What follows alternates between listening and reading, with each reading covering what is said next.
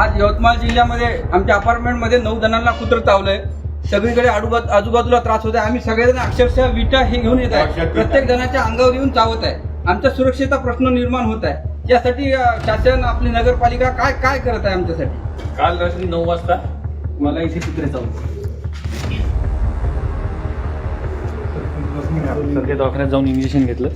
माझ्या नंतर या काकूंना चावले. यांनाही कुत्रं चावलं काल. या ठिकाणी आम्ही सगळे वयस्कर 60च्या पलीकडचे 50च्या वरचे लोक राहतो. जर अशा प्रकारे नगरपालिका आमच्या सुरक्षेचा प्रश्न उचलत नसेल तर आम्ही मतदार करून काय फायदा आहे. 15 दिवसापासून आम्ही कंप्लेंट केली होती की कुत्रे पकडा.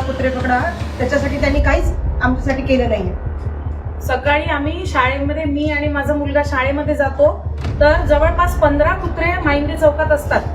अतिशय आमच्या जीवाला धोका आहे. तर ह्याची त्वरित काहीतरी कारवाई याच्यावर करण्यात यावी ही अतिशय नम्र विनंती आहे.